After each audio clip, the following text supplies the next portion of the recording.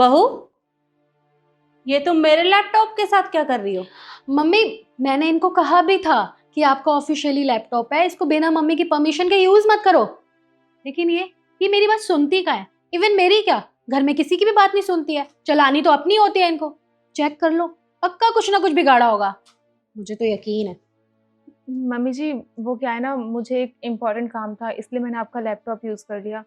तो मैंने देखा कि इसमें आपकी बहुत सारी मेल्स पेंडिंग पड़ी हैं, तो मैंने उसे रिवर्ट कर दिया। और कुछ नई मेल्स आई थी, मैंने उन्हें भी रिवर्ट कर दिया। मेल्स?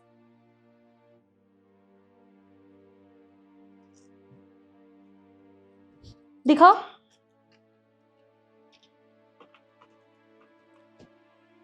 और ये वाली मेल्स कब आई? मम्मी जी, अभी थोड़ी देर पहले आई थी, तो मैंने इन्हें भी रिवर्ट कर दिया। तुम्हें पता भी है तुमने क्या किया है? देखा मम्मी, मैंने आपको कहा था ना, ये पक्का कुछ ना कुछ बिगाड़ेगी, क्योंकि इनसे सही तो कभी कोई काम होता ही नहीं है।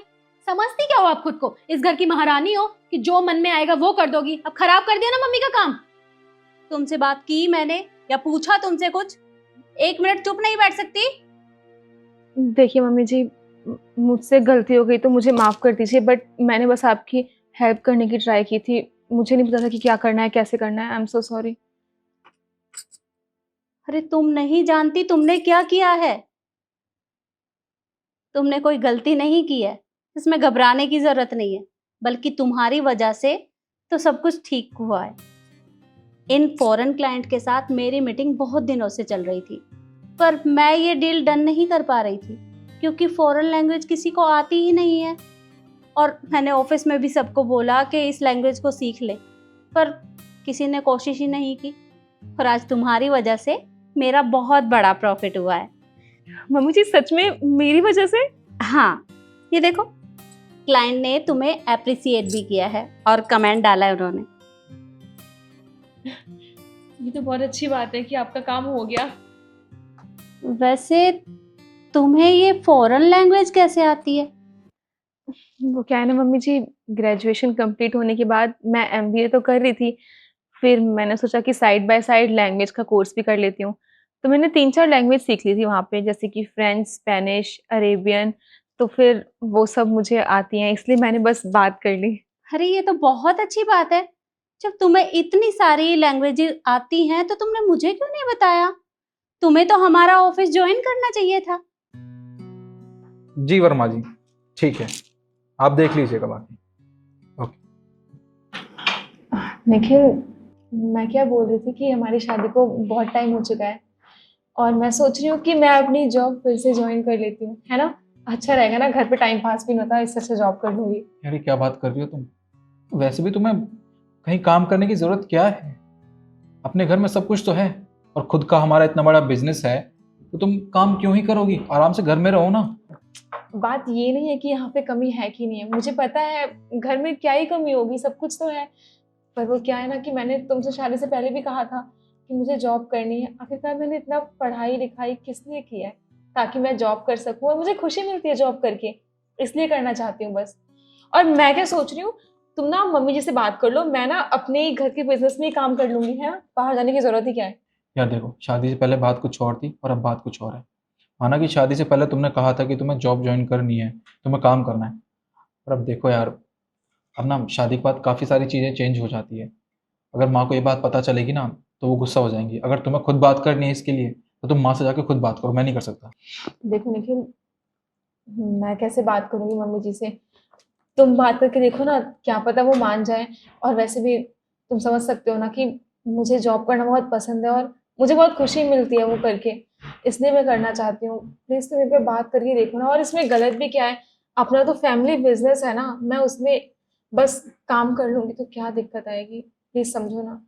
यार तुम तो जानती हो ना कि बिजनेस में मैं भी ज़्यादा इंटरफेयर नहीं करता। माँ जितना मुझसे कहती है, सिर्फ मैं उतना संभालता हूँ। अगर तुम मुझसे बात करने को कहोगी तो मैं बिल्कुल नहीं करूँगा यार। वैसे भी आज तक माँ की बात को ना पापा ने टाला है और ना मैंने, तो मैं तो बिल्कुल बात नहीं करूँगा। तुम्हें करनी है तो तुम कर लो। अरे पर मैं बात कैसे करूंगी? वो मेरी बात क्यों सुनेंगी?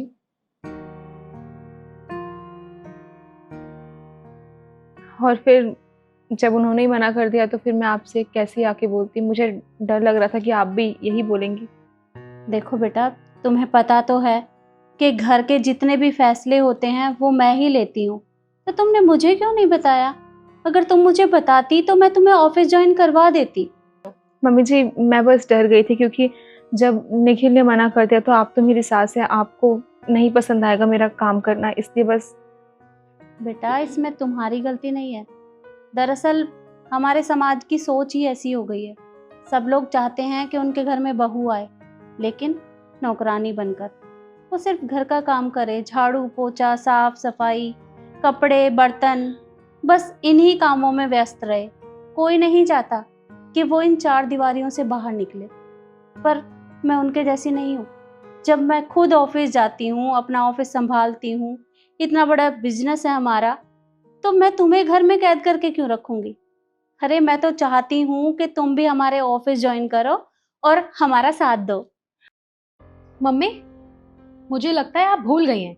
आपकी बेटी आपके सामने बैठी है और मैं भी पढ़ी लिखी हूँ, मुझ में कोई कमी नहीं है, मैं भी ऑफिस बिजनेस संभाल सकती हूँ। और वैसे भी ये हमारे घर का बिजनेस है, ना कि इनका। 4 दिन की आई हुई, आप इन पे भरोसा कर लोगे? पूरा बिजनेस इनके हाथ में थमा दोगे?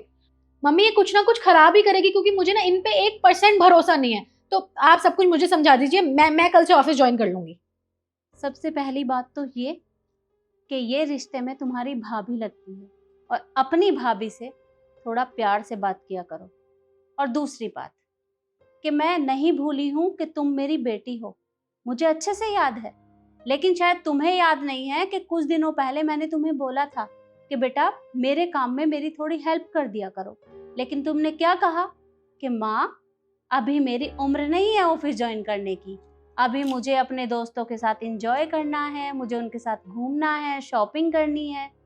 तो जब तुम्हें अपने दोस्तों से और अपने फोन से फुर्सत ही नहीं है, तो मैं तुम्हें क्यों बोलूं? और अब तुम्हें इतना बुरा क्यों लग रहा है? तुमने ही कहा था ना, ये चॉइस तुम्हारी थी ऑफिस ज्वाइन ना करने की। तो अब मैं तुम्हें नहीं बोलने वाली। और अगली बार से अपनी भाभी से ढंग से बात किया करना, नहीं तो मुझसे बुरा कोई नहीं होगा। और बेटा, कल तुम ठीक 9 बजे रेडी हो जाना। कल से तुम मेरे साथ भी चलोगी और हमारा ऑफिस तुम ही संभालोगी। जी मम्मी जी, मैं सुबह टाइम से तैयार हो जाऊंगी। और हाँ मम्मी जी, आपको पता है, अगर हर सास आपकी तरह हो जाए ना, तो कभी भी किसी भी बहू को अपनी माँ की कमी महसूस ही ना हो।